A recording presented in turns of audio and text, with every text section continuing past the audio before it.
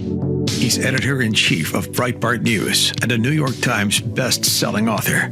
And on this podcast, he brings deep research, prescient analysis, and world-class guests. He's Alex Marlow, and this is The Alex Marlow Show. Welcome to The Alex Marlow Show. I'm Alex Marlow. I'm glad you're here. And I'll tell you, just came back from Phoenix, got back last night from my couple of days with the crew over at Turning Point USA, and very proud of all the work they're doing and continuing to put their head down and try to fight for the things that Charlie held dear. By the way, we're going to have some exclusive reporting on a big event that's taking place right now as I'm recording with J.D. Vance and Erica Kirk, and it's going to be it seems pretty cool. So Bradley J. was on Air Force Two with the vice president for us at Breitbart News. So we'll have some reporting for you on that. One thing that was taking place while I was there at Turning Point USA is they were doing a big interview with my friends, the International Fellowship of Christians and Jews. I want you to think about this. Everything precious in the Christian faith came through Israel. The promises God made to Abraham, the covenants he established, the law that shows us his character, the prophets who spoke his words, the gospel that transformed the world, all of it, every bit of it came through Israel. In standing with Israel, we celebrate our shared roots and enduring legacy of God's work through his chosen people. As Christians, we owe an immense debt of gratitude to the Jewish people for their role in preserving and passing down these sacred truths. Through their faithfulness, often in the face of great adversity, they've been instrumental in bringing the knowledge of God to the world. When I support the International Fellowship of Christians and Jews, I'm not just helping people in need. I'm honoring those who gave us our spiritual foundation. I'm saying thank you to the people who preserved God's word for us. Discover the top reasons why Christians all over the world support Israel by visiting ifcj.org. That's ifcj.org. And it's a great group, good group of people, and also friends to my good friend Charlie. I'll tell you, I've been thinking a lot about Charlie, obviously. Last couple of days, getting to meet his children, getting to spend a little time with Erica, getting to spend time with the people who are closest to Charlie, and to see all the great work that they're doing, the high energy that's there, and the beauty of something when you found something and then it's going to outlast its founder is just very, very cool. We're very proud of that heritage at Breitbart. We wish Andrew was with us, but it has been amazing to continue to pursue and grow his empire over the last 13 years and to see all the people who were touched not just by our work, but his messages. And it's interesting because the left is just in a completely different headspace than that. They're just so negative, they're so angry, and they just want to destroy things. And I couldn't help but think about what a beautiful couple of days I had at Phoenix Turning Point. And then I come back and I'm scrolling through social media, which always feels like somewhat of a mistake. And there's a very hot podcaster, not hot as in like physically hot as in popular podcaster on the hard left, someone named Jennifer Welch, who I think is a reality TV background, and she is spitting hot fire, and she has turned her ire on Charlie Kirk. I want you to get a sense of what's going on in the left-wing podcasting ecosystem right now. Check this out. If you think the Zoran thing is happening just in New York, and you think people are waking up only in New York City, you're mistaken. Look at this clip of a wine mom at the No Kings March. Play the clip. I want to point something out, by the way, with the people only waking up in New York City. I can't recommend my podcast with them and Joe Morris enough from yesterday. We talked about this phenomenon that's taking place, that every major Democrat leader is from the same couple of zip codes in New York City. It's an idea that you may have noticed. I'm becoming semi-obsessed with this concept that as we become a more diverse party, the conservative movement, the MAGA movement, the America First movement, whatever you prefer to call it, the Democrats have decided we're only going to include New Yorkers and maybe a few Californians if they can elbow their way in. And that's the whole party leadership. And it is just very striking and obviously politically idiotic. And yet they can't help themselves because they have to follow the energy. And the energy is with Mamdani. So check out the rest of this. Charlie Kirk, ma'am? Yeah, him is horrible. Horrible. Charlie Kirk is horrible? Yes, I'm glad he's not here. You're glad he's dead? Yes. Why would you say something like that, ma'am? Because he was horrible on the campuses, the college campuses. Horrible person. So you're always asking the right question. This interviewer, I don't know who she is, but she's saying, why do you say that? And then the response from this wine mom, which is apparently I guess some sort of a way to honorific, I guess, now in Jennifer Welsh program. But he just said he's horrible on the campuses. This is one thing that was so special about Charlie is if Charlie was asked a question, he would always have an answer that was sharp and pointed. And this person says, why is he horrible? And then she says, oh, he was horrible on the campuses. What does that mean? She's got nothing. She just got anger. And this is the thing about some of these left-wing, particularly left-wing white women, feels like a big pattern, just a lot of anger and not a lot of good points.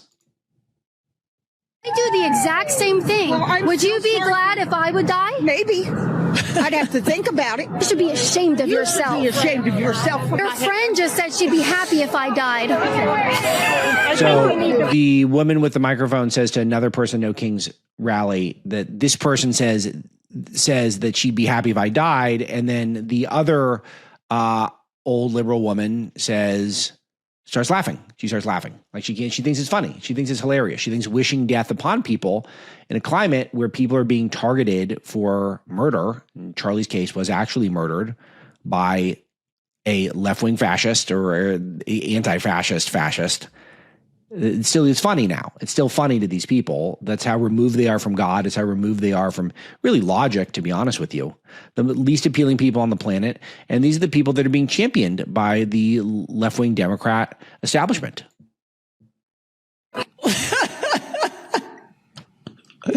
So listen up, Democratic establishment. You can either jump on board with this shit or we're coming after you in the same way that we come after MAGA. So now she's laughing even louder. So she thinks it's hilarious to celebrate murder and death. And it's something where it's just coming on the heels of spending a couple of days with Turning Point people and seeing Erica and seeing Charlie's children who will not get to know their father. And just, they're the exact same age as my children. It makes it all the more upsetting and depressing and all that. But it's the insensitivity that they lack humanity. The hardcore left lacks humanity, and they have no ability to differentiate their political beefs with actual human dignity. And that is something that it's not appealing, I think, to the vast majority of human beings, but it's also worth noting that this is happening, that this is a real phenomenon, because it is truly horrifying if they ever get power, and they're going to get a lot of power in New York City. Period. Stop taking AIPAC money.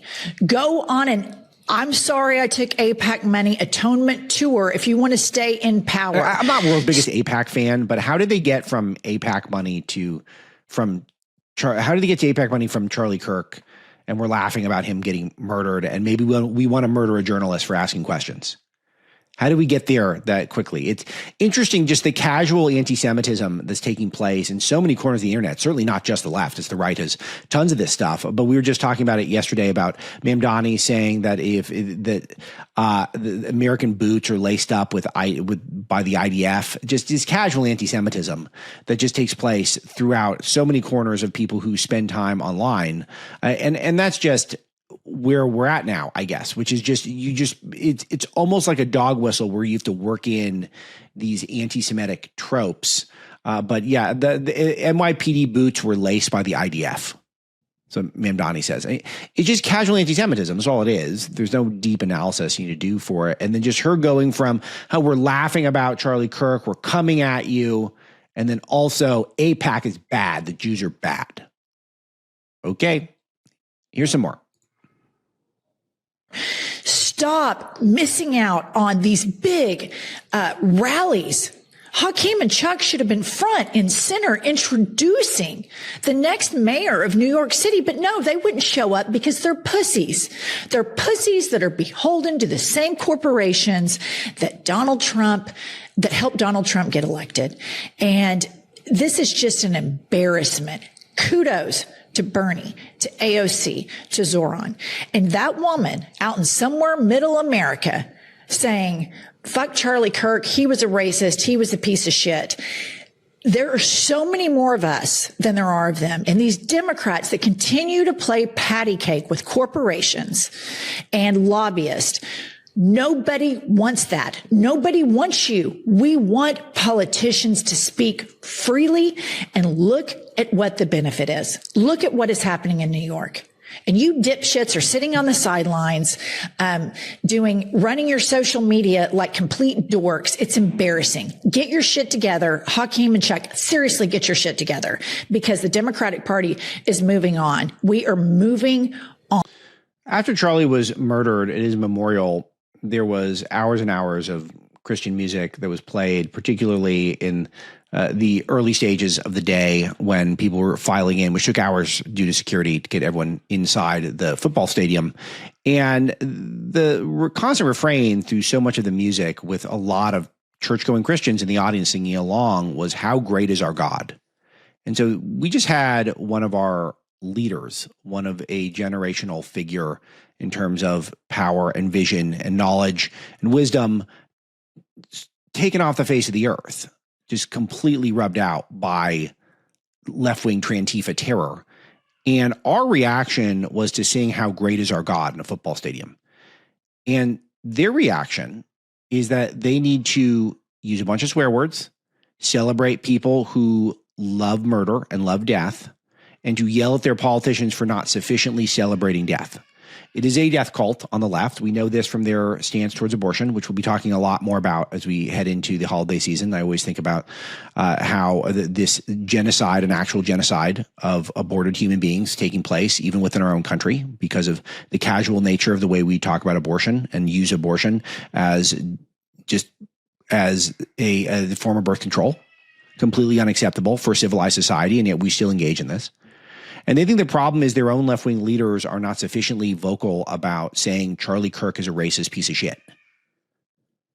So truly demonic people and gaining power. This is the part of the movement that's actually gaining power on the Democrat side right now. And so you can spend the whole show on these people, just about every show, because they're so out there, but it's just they make themselves available. And we should be laughing at them. We should be making fun of them. But in a way, there's something too scary. This woman Welch has hit such a level where it is scary. I mean, these are truly demonically possessed people. And hopefully it just means we'll be able to get some victories. But it's not going to happen in New York. New York is going to go. It's going to go hard left. And then we're going to get a weird, crazy experiment. And if you like more content on that, I recommend yesterday's show with Emma Joe, which was amazing. Just to watch the left start rewriting history, where you guys noted that the aunt that couldn't ride the subway after 9/11, Mamdani's aunt, was really just a distant cousin, and Mamdani clearly had no idea who this person was. And yet Michael Moore is repeating the hoax. Even after it was debunked, he was out there talking about the aunt story while he was backing New York City's next mayor, Mamdani. So very prominent left-wing person. Michael Moore, smart guy, knows exactly what he's doing. And he just repeats the hoax. And that's why I was calling it. That's why I put the headline up at Breitbart, and it's got 4,000 comments on it. Is that the left rewriting history? That's what they're doing. They know intentionally what they're doing. So it's a remarkable thing. It's a remarkable thing, and not in a good way. And so we'll be keeping track of it and see what happens. Okay.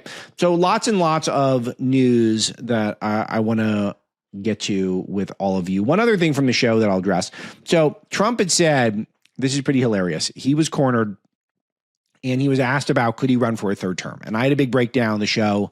It was Monday show or a couple days ago. I was talking about how Trump absolutely could become president for a third term. And I walked through the vice presidential loophole, which is the main way to do it, is that he'd have to get someone to run for president, and then that person would agree to step down, and then Trump would assume the presidency from the vice presidency, because Trump would have to be on the ticket as vice president. That's the easiest way to get him in. Totally constitutional, slam dunk. And so Trump squashed it. Or did he? He said, this is a direct quote, "It's pretty clear I'm not allowed to run." And that is true. He is not allowed to run because he's not allowed to be elected for a third time. That's clear. Clear as day in the Constitution. You are not allowed to be elected for a third time. I'll tell you what is not as clear as day, though, is can you actually become president for a third time? And as far as I can tell, you can. You can be president for a third term.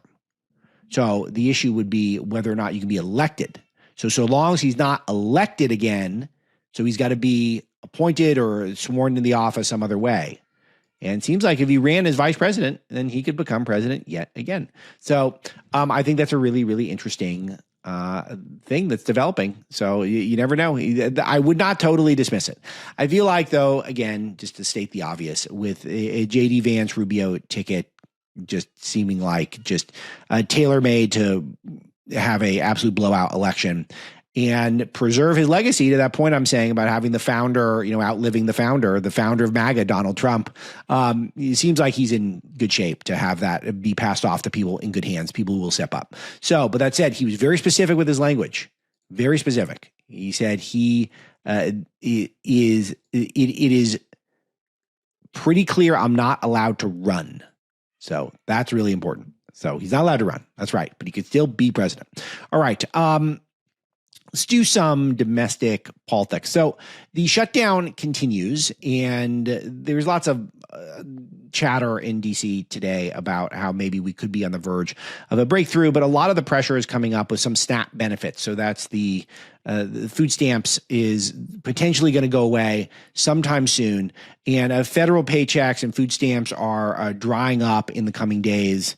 And Democrats think, as far as we can tell, that they could survive for a few more brutal weeks because they think that they can, if the Obama subsidies deadline, they want to get past that.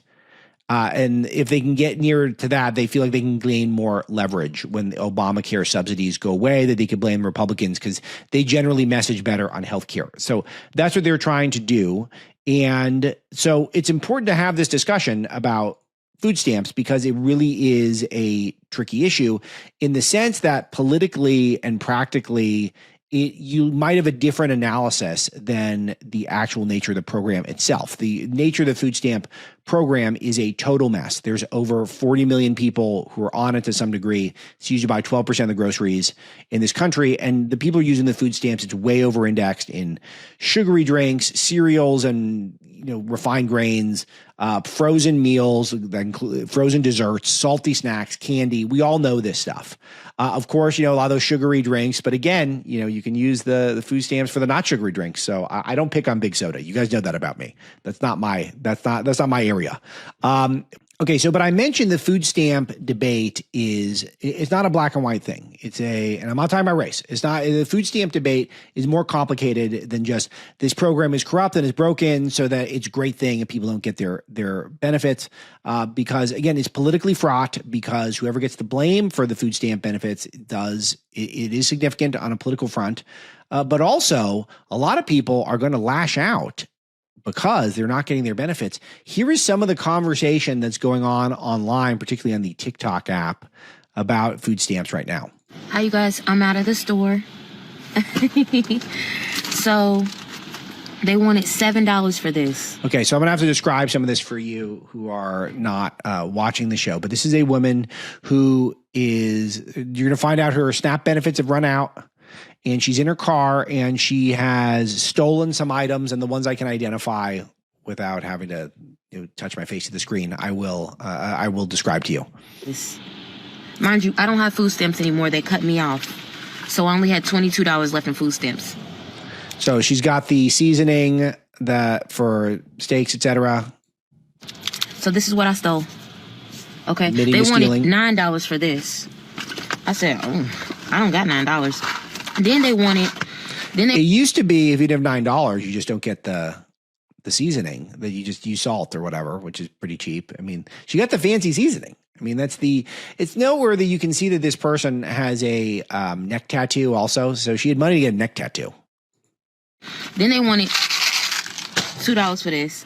They wanted, sorry, it's all fucked up because it's been in my purse, $7 for this. Misty, this show is definitely, we're going to have to put the parental advisory on it. A lot of bad words on the show today. She get the Boursin cheese. That's very popular right now because it was in the TV show for the bear. So the Boursin cheese, so that's popular. So she's got to have that. I'm making some stuffed salmon today. These are needed. I'm not paying $7 for that. Okay. Let me show you the most important thing to me. Short ribs. Take off the label so that you don't beep. So she's online. She's telling people how to cheat and how to steal. She's saying she's stealing all this stuff.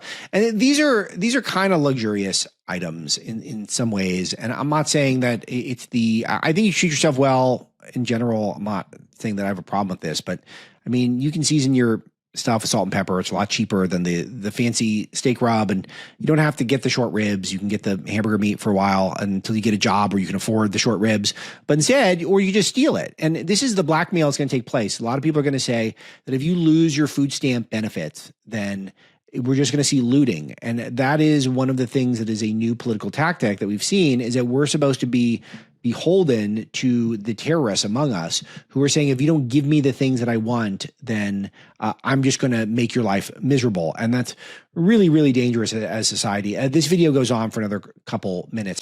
And this is a tactic that the left has, where they say, we're going to riot unless you give us what we want politically. We're going to attack ICE officers unless you let all the illegal aliens in. It's all really just nasty, dirty stuff. And there's all these discussions that there's going to be riots and things like that on the day the SNAP benefits run out. And it just reminds you that we do need to talk about this system. This is not a good system that's in place right now. It's not a high integrity, it's a low integrity system. As discussed prior on the show, that this is something that is abused by foreigners. People come into the country and they don't have an intention of playing by the rules, and they don't intend to contribute. They intend to mooch off of the system to take benefits like this. There's also illegal aliens and people who are in families where one of the spouses are illegal aliens who are using the SNAP benefits.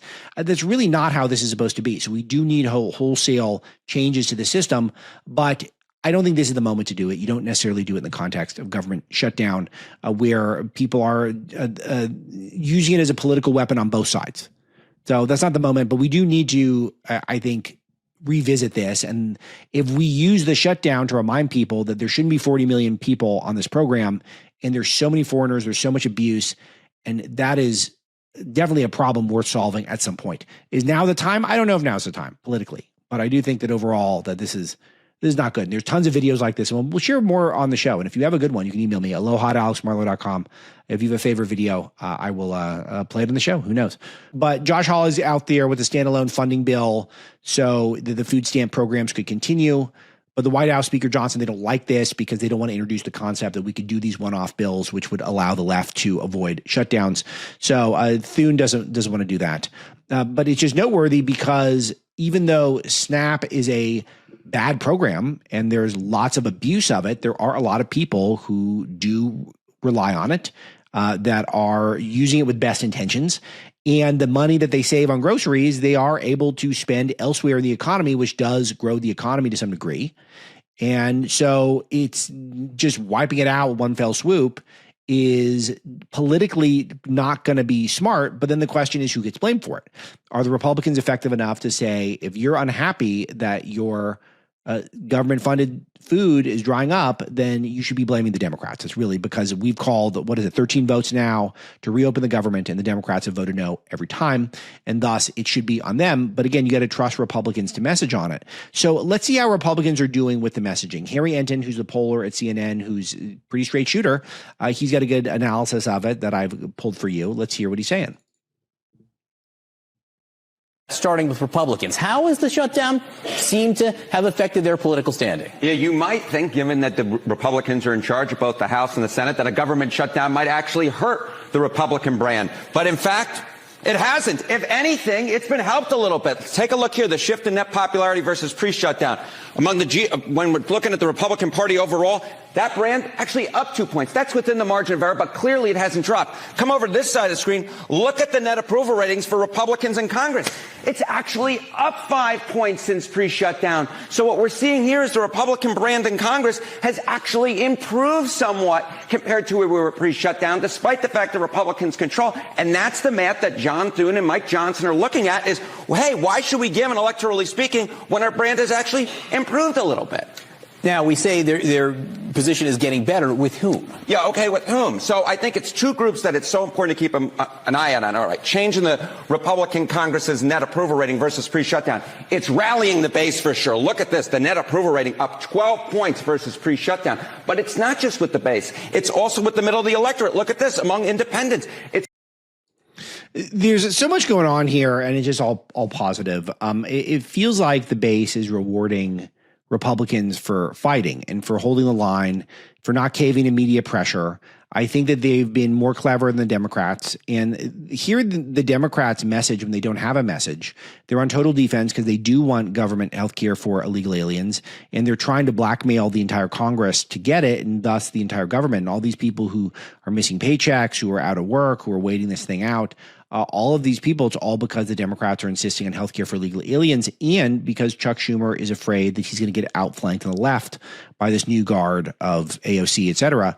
And I think we've done a pretty good job of sharing that with enough people where it's got Republican-based voters feeling confident that this new generation of fighters on the right have emerged, and they're the ones who are steadfast and steely-eyed and ready to go to war, figuratively speaking, for our values.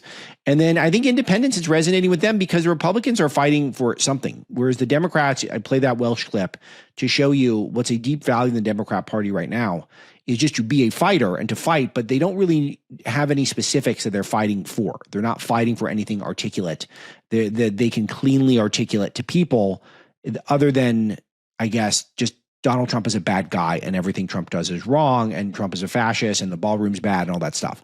So there's just not specific enough. They don't have a resonant message at this time, and they can't even concede the good stuff Trump is doing is good.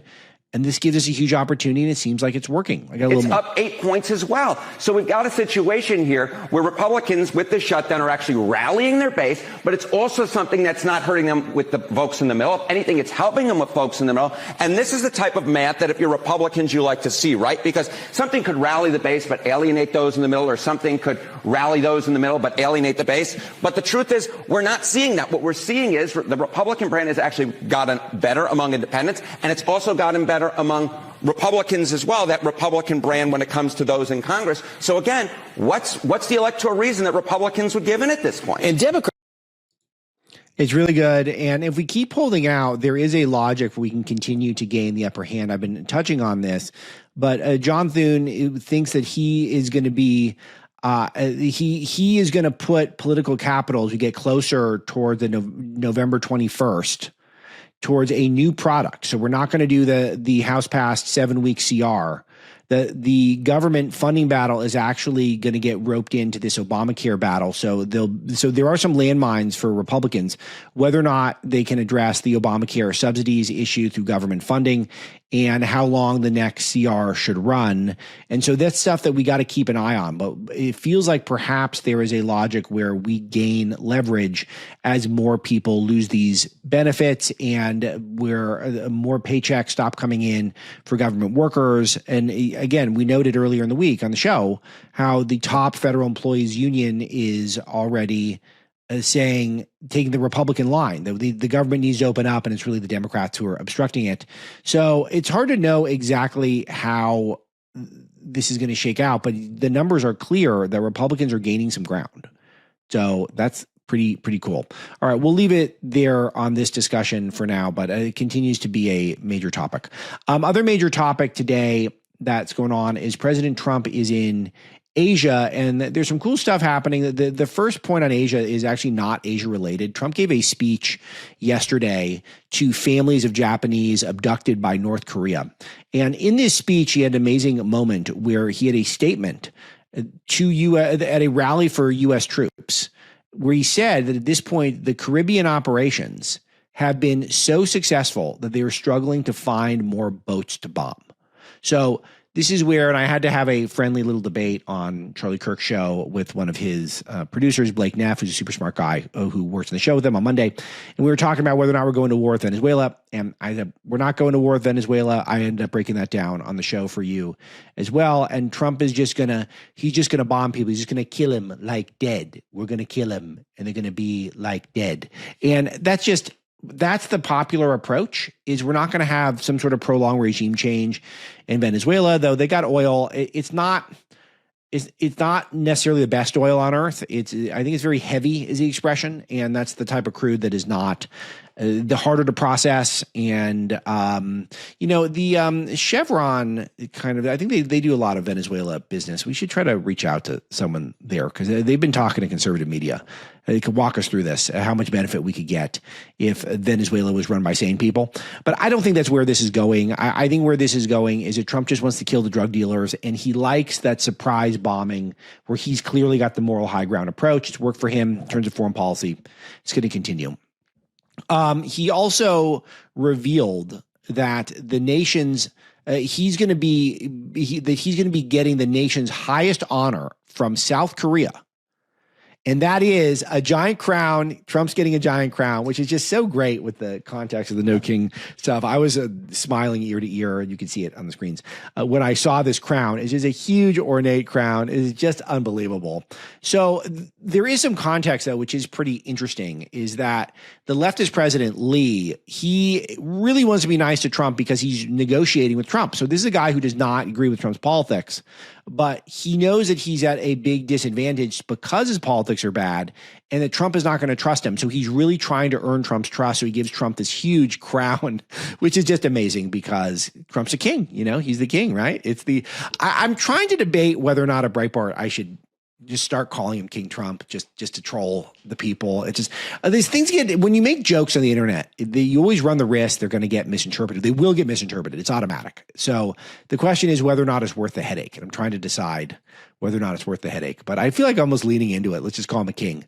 But because he's negotiating with Trump, he's trying to ingratiate himself. So he gave Trump this huge crown, and it's just such a trip. But the big centerpiece of the trip is that Trump is going to meet with Xi Jinping. So that was confirmed today. So we should get that later in the week. But Trump negotiating with China. I was running it by my top China experts within Breitbart, whether or not we can anticipate some sort of a big China deal coming up. We might be a couple of conversations away from that, whether or not we're going to see some big movement on trade. Maybe we'll see some big movement on rare earths. It's another big topic. But that's one where we got our ear to the ground because any sort of progress in terms of working more productively with China is probably a good thing overall, and something Trump probably wants. It also could help lead towards ending the Ukraine-Russia war because there's always a China tie-in there. And so there's a lot of dominoes that could fall based on that meeting. So we will keep you posted on that as well at Breitbart News and on the show later on in the week. Okay, next one I want to bring up is the Fed. The Fed, I don't think shocked anyone. Fed meeting today, cut rates again, this time at 25 basis points. It was a 10-2 vote. It's interesting because this is a few meetings in a row where there's been dissent. So the Fed is not unanimous on what to do. But the more interesting point of the meeting was that Jerome Powell raised doubt that he could cut rates again at the next meeting. So I think a lot of markets were anticipating there would be a couple more cuts this year, and Powell suggested that's not in the bag.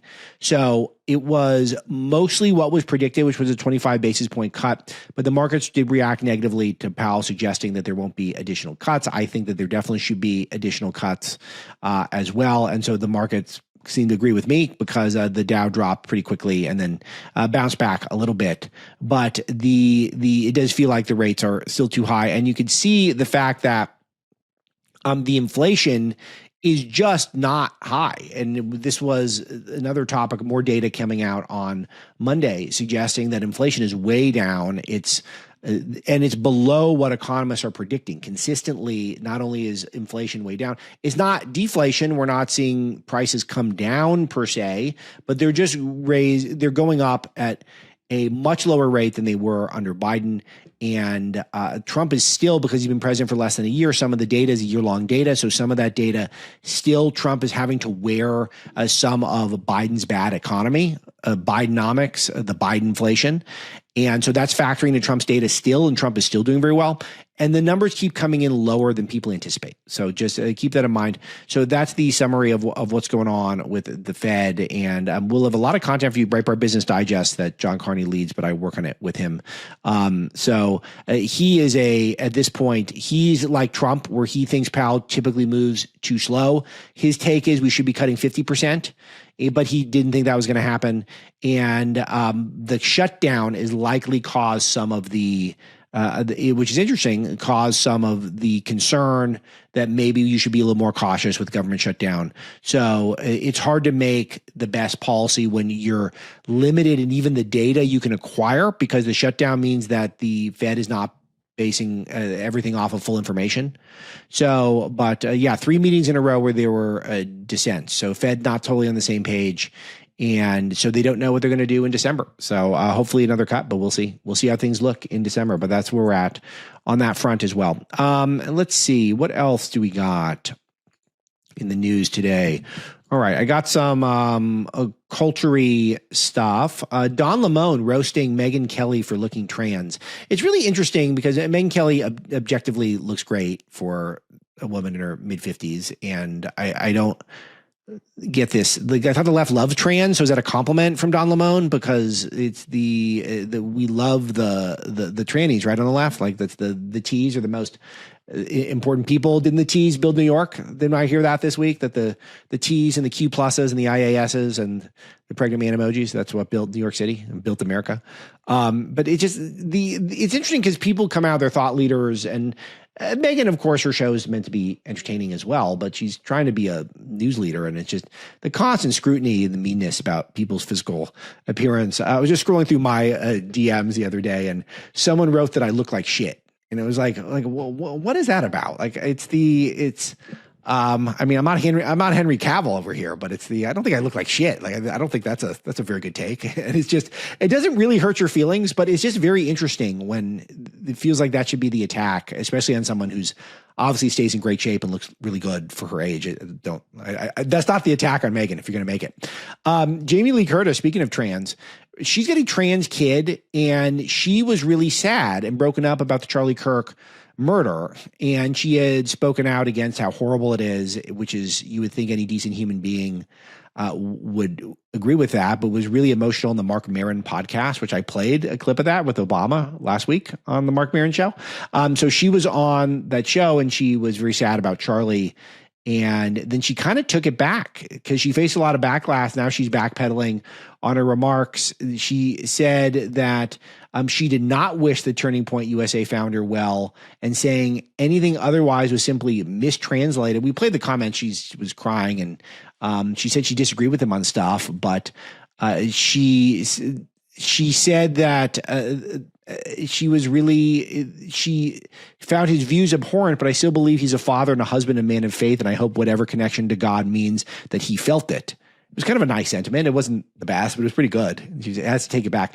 I'm only smiling because the left is so pathetic that they can't even take a strong line on it's not good to murder prominent conservatives.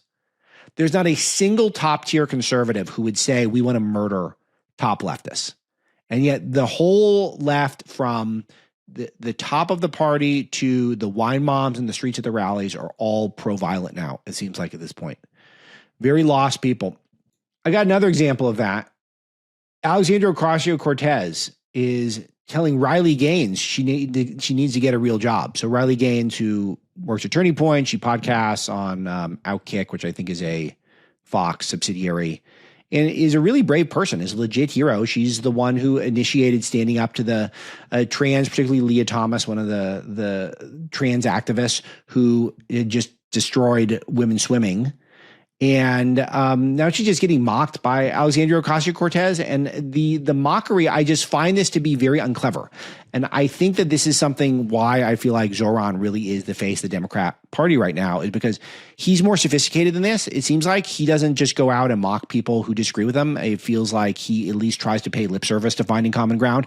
We know he's a radical and is a communist, and we'll see if he's a Sharia supremacist, I guess, in due time. We don't know for sure. We know that he's a Muslim, and that certainly is an atypical choice for a New York mayor. But it's a AOC out there just attacking Riley Gaines not having a real job. She seems to work all the time. And it's just the personal insults of someone who also just had a baby. It just shows you, I don't think AOC is beyond a regional candidate, and the left is going to try to treat her like she's a national figure. I feel like she is a regional candidate to this point. You can email me aloha@alexmarlow.com if you hope to prove me wrong. Okay, another one. Bill Gates is now backflipping on climate change, and he says it's actually not the threat to humanity that he once said. And I note this not because I have anything super deep to say about it, but Bill Gates is one of the left's patron saints. He is one of the people on the left who is the most important to them. He is one of the people who they look to as their replacement for God. A guy like Bill Gates who can build big companies and then get lots of money with the big companies, and then he could donate to all sorts of causes like vaccines and trying to export vaccines around the world, and also vaccines. And so that's the people on the left who think that's our guy. And for years, he's been a climate change hoaxer to the point where he is one of the people who've been most prominent in advancing that we need to be eating bugs and that we need to stop eating meat and we need to eat synthetic meat and bugs and stuff like that, because he doesn't think you should deserve a cheeseburger, even though he gets to he deserves all the pleasures in the world because he made billions of dollars. And now he's saying actually that climate change is not as serious of a problem and is not going to be the sort of thing that takes out humanity. And I just want to note this because we got to mark it down that the left put all their faith into this issue. Is not moving the needle for American people. Obviously, we've missed one deadline after the next, doomsday deadline, and it has just lost all of its political clout as a major top-tier issue, and that's a huge victory. It is much like the trans nonsense that we put up with for too long. This is a huge, huge victory for the right that we've been able to neutralize a guy like Bill Gates on this particular topic, because he and so many of his billionaire buddies were trying to insist that it was really climate change was the main excuse for the leftist authoritarian, the green authoritarianism that was so popular for the last quarter century. A lot of it was based on the lie that if we don't abide by that, then we are going to all burn up. And now they've moved on from that. So very cool. All right, fun one. This one's a day or two old, but I got to bring it up. If you've not caught this New Yorker interview with Karine Jean-Pierre, I have to recommend this to you. You've got to check this out. John Nolte's in a summary for us at Breitbart that you should check out. But even the New Yorker knows that she comes off as really idiotic. And it was framed as she's leaving the Democratic Party. We knew that. But she did this interview with someone named Isaac Chotiner, who I'm not familiar with, for the New Yorker.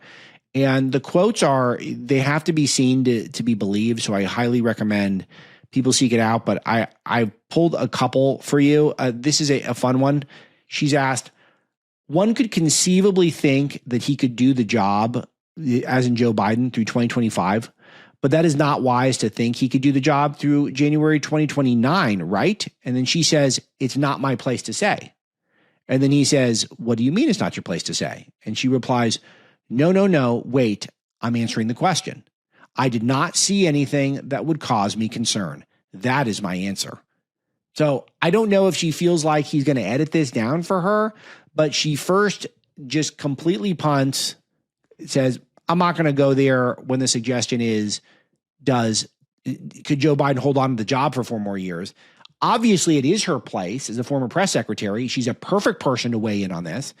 And then she corrects herself and says that I think he's great. And that's my answer. So she just takes a total mulligan right there. So embarrassing. She must have thought that he was going to edit it. Then he continues, except the debate and other things that everyone saw. And she says, what I'm saying to you is the debate for me was one time. I had never seen him like that before, which obviously a lie. And then it goes on where she gives an answer about, you're telling me about the feelings of Joe Biden, blah, blah, blah. But Joe Biden is out of the picture. He's out of the picture. That's her words. And then he says, yeah, sure he is. He's out of the picture now. Then the questioner says, that is what you wrote your book about.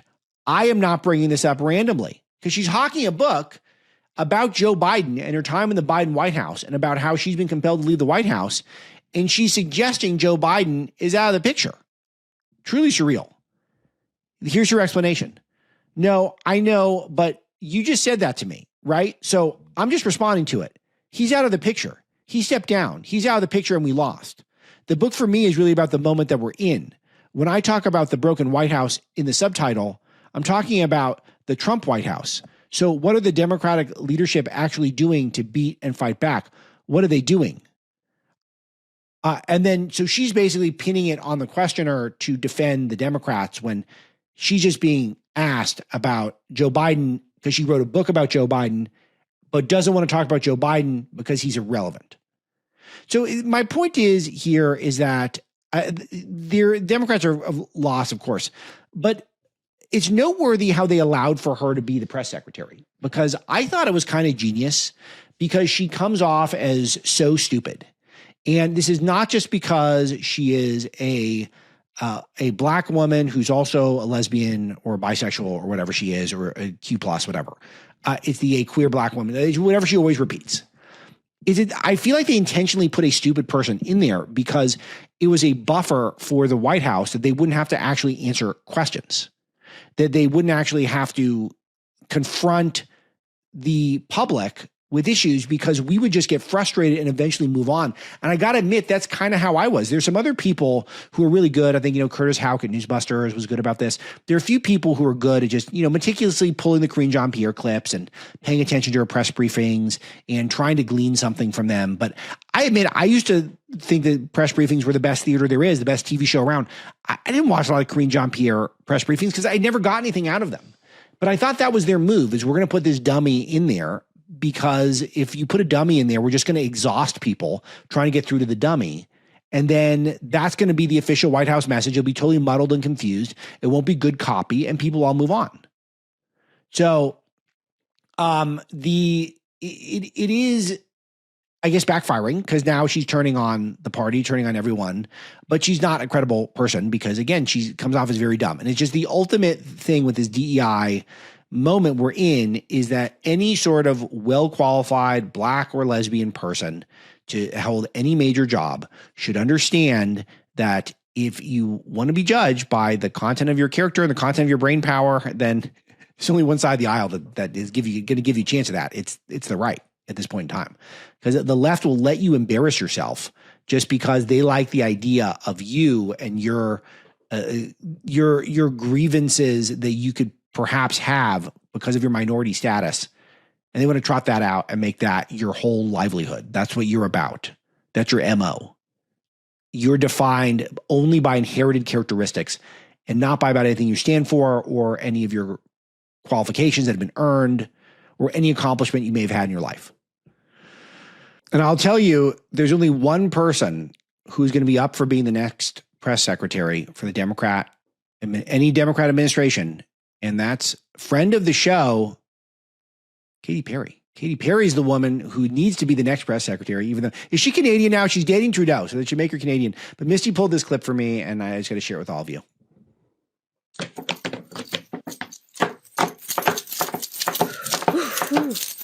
I'm gonna love you to the end and then be So this is, if you guys are missing the visuals, I have a mild obsession, if you're new to the show, with Katy Perry's awkward performance that she does, because she does not have dance moves. She wears these wacky costumes.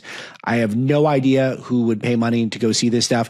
And some woman has added some of her own soundtrack to the Katy Perry latest whatever dance performance she's doing, and it's very amusing to watch. So enjoy. I feel it, believe it. I'm gonna love you. Look at those moves. For life. It really is how my 1-year-old dances. My 1-year-old's already got a signature move where she bounces her arms up and down in front of her, and she's kind of dipping when she does it. She's already got her own moonwalk. She's got her signature move, like the MC Hammer crossing the knees with the hands thing that she does, where he's shaking his what are those pants, the big poofy pants he does. She's already got her signature move at 1 year old, and I'll tell you, Katy Perry's cannot compete.